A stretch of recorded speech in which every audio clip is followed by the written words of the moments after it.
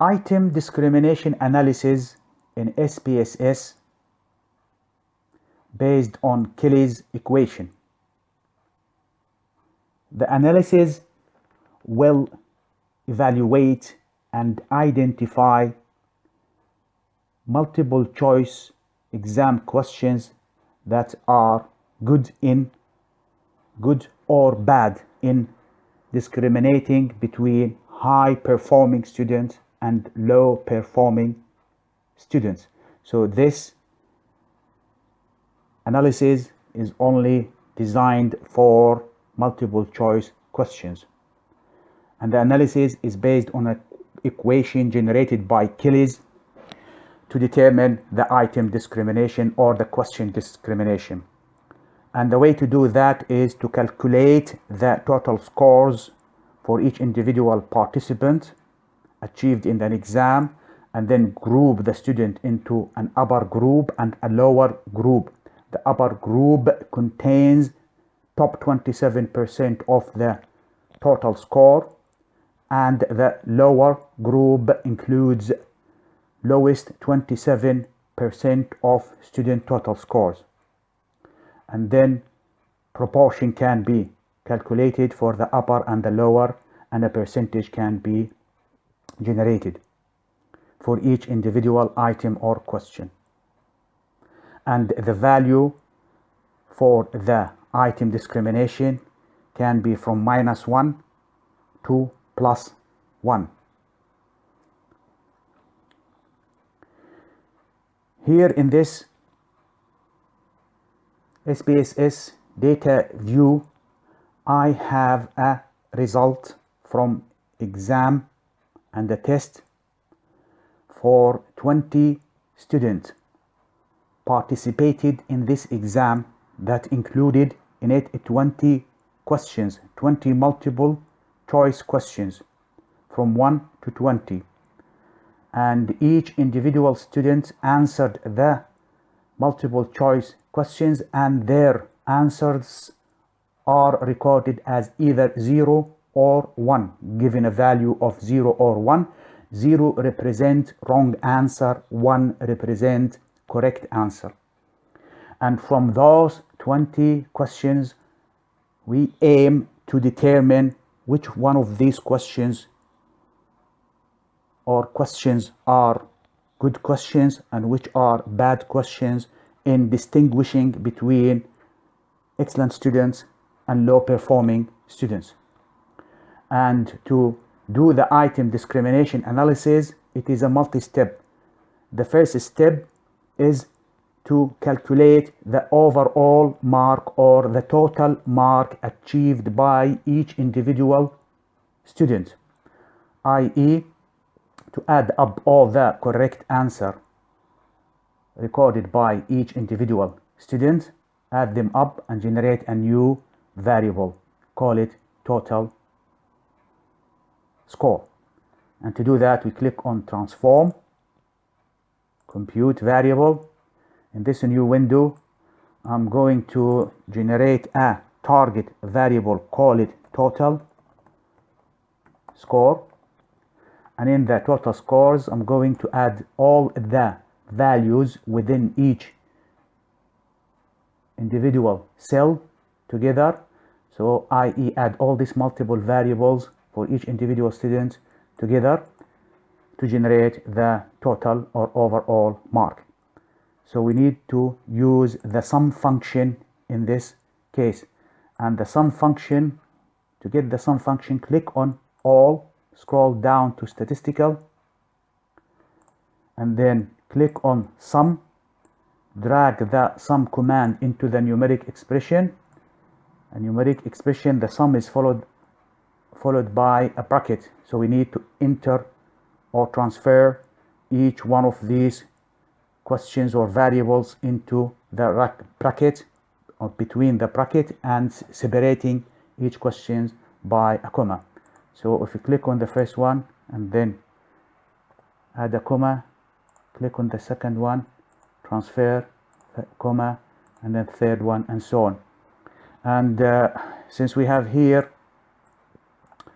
20 exam questions, I had already generated these questions labels in Word document, type them, and I'm going just to select them and copy them and then insert them or place them in between the brackets. So if I delete that, add the bracket again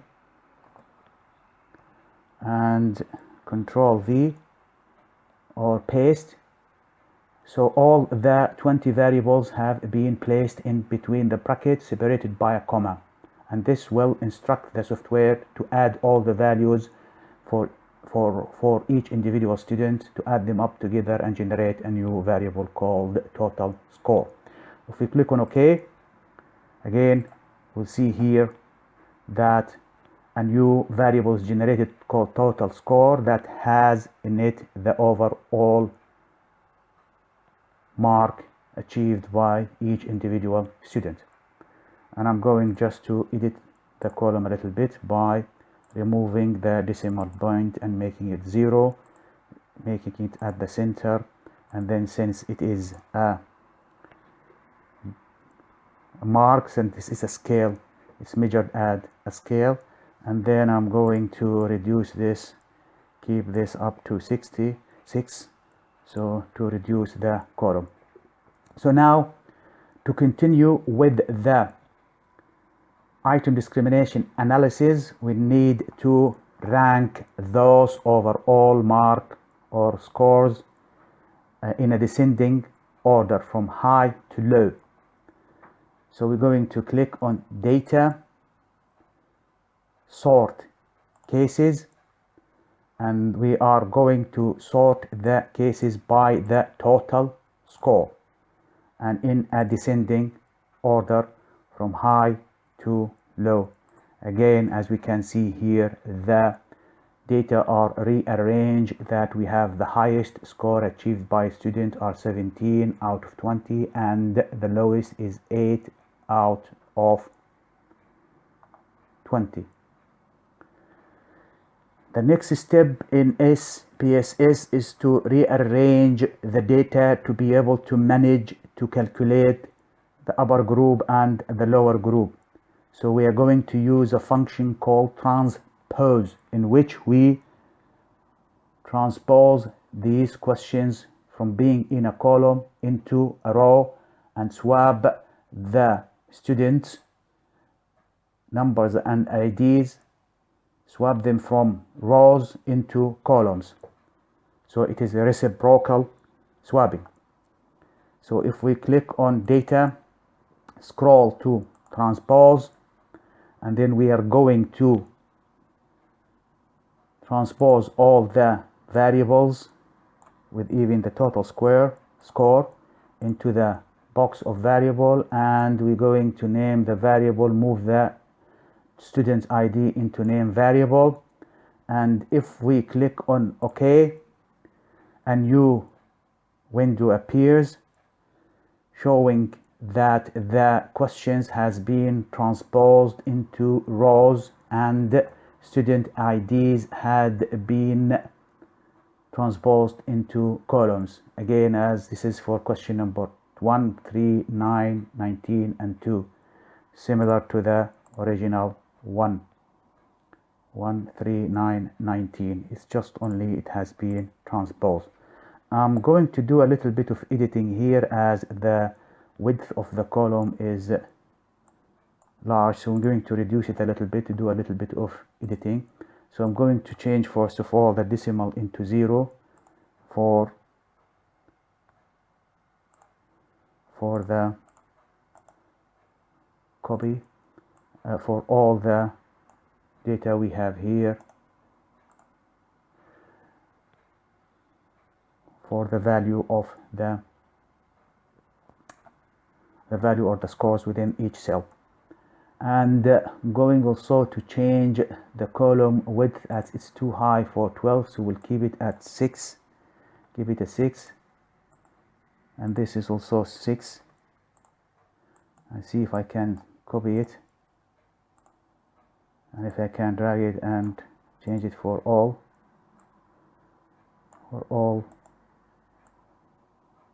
if I click Control V, again it has changed the column to 6, number 6, and again align them into the center, so keeping the data within the center of the cells. And for measurement, we're going to change that into scale.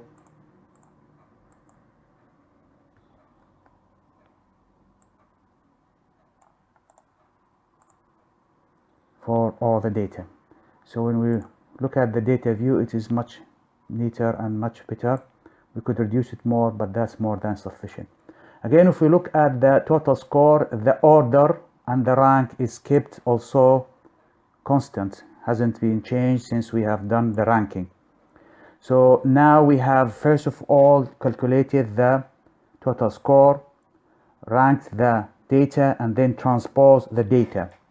The next step is to group these students into upper group and lower group and calculate the proportion in each. And for the upper group, it should contain top 27% of the student total scores, and the lower group lowest 27% of the total score.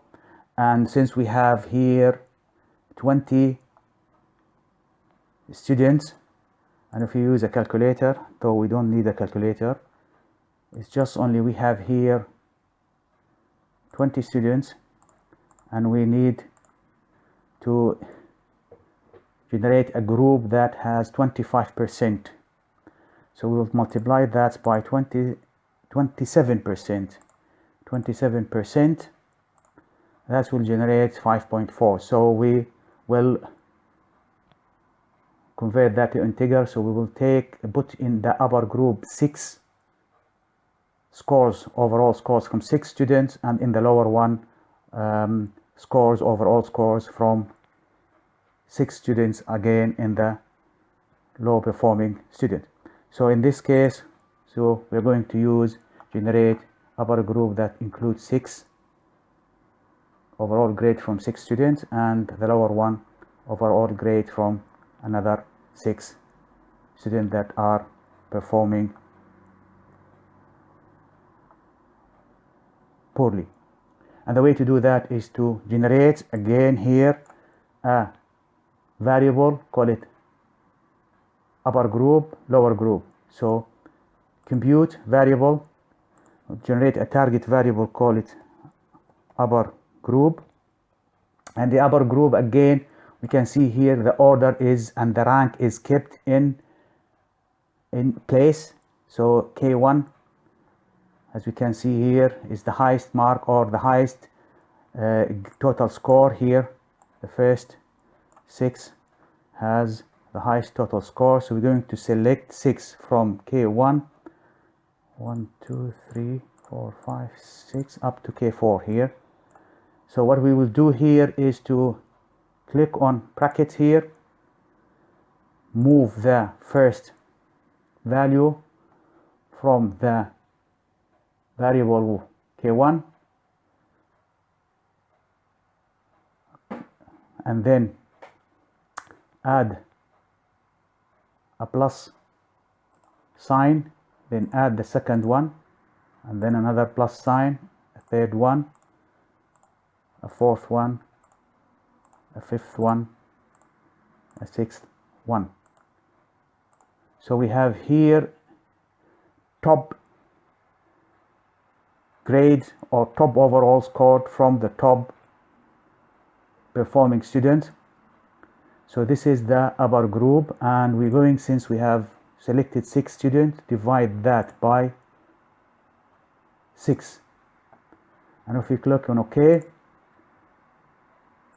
a variable generated here for the upper group for all the 20 students and the 20 questions. Now, to generate the lower group, lower group. We're going to do the same thing, but we're going to select the lowest 6 scores. So here are the lowest 6 from 1, 2, 3, 4, 5, 6. So starting with 7, moving 7, adding plus sign, and then this variable, plus sign, this variable, and then the next one. We haven't moved the 11th. And then we move the other one. And then the next one, and finally the last one. So we have here 1, 2, 3, 4, 5, 6 variables moved into between the bracket, and we need to add them up and then divide them by 6 to calculate, to generate the lower group. So here we are calculating the lower group, and if you click on OK, and again another variable is generated called lower group. The next step in generating and calculating the item discriminating or item discriminating IT is to subtract the value from the lower group from the upper group. And again, to do that, we click on compute variable, and I'm going to reset that and call it ID.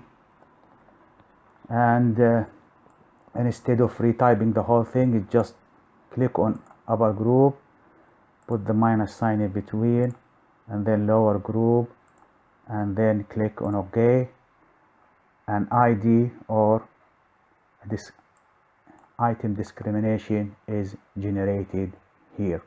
We're going to ignore the value for the total score from our calculation, but what is genuine here is that this is the ID score, and the ID value should be between -1 to +1. So we could see 0 value here, and as we can see here, a 0 value, and a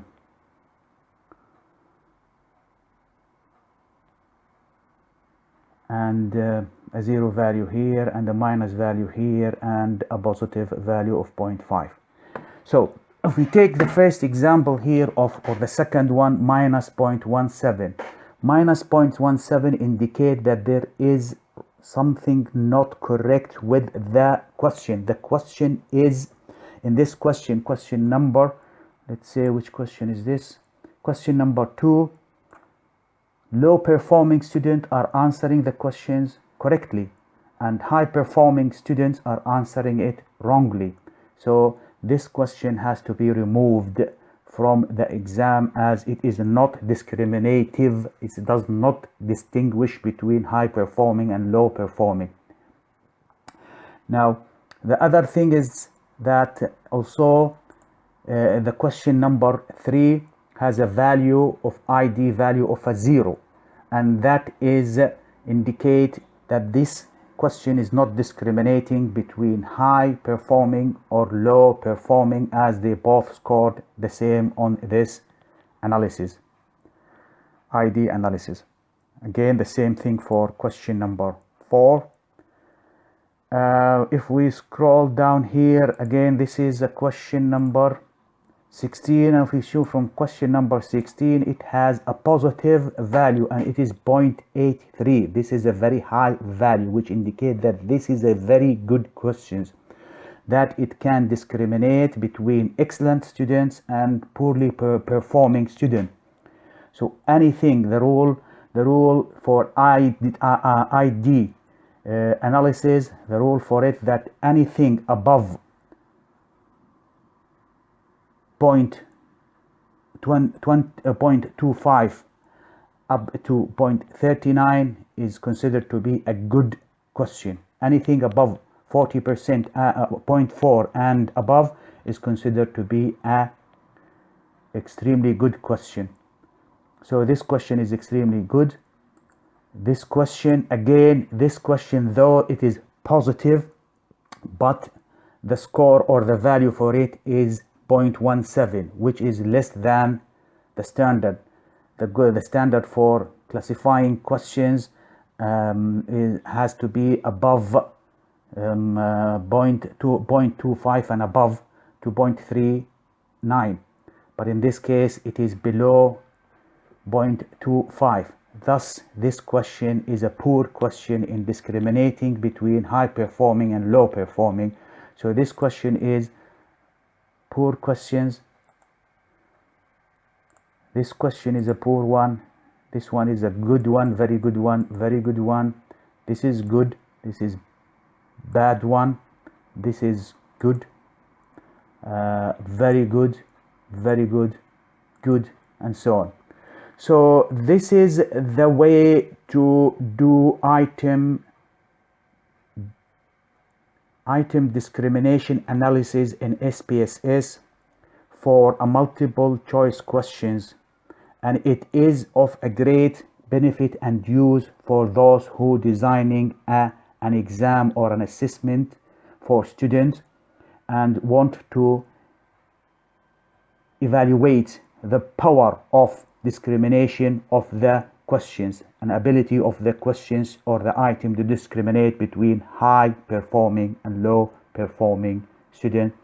The way to do that is, one of the way to do that is to do an item discrimination analysis based on the formula formulated by Kelley's equation. So the way to do that is to rank your data into in according to the overall scores from high to low, and then in SPSS rank them, first calculate the total, then rank them, then transpose your data, and then calculate the upper group proportion, lower group proportion, and then subtract them from each other to generate the ID. We could also, in addition to calculating the ID in this way, we can also generate an ID percentage. The way to do that is to go to compute again, and we are going to call it percentage. And to do the percentage is to select the ID, drag it here, and then multiply that by 100 to get a percentage for the item. Again, as we can see here, this item is 83% discriminative. So this is the way to do item discrimination analysis in SPSS using Kelley equation.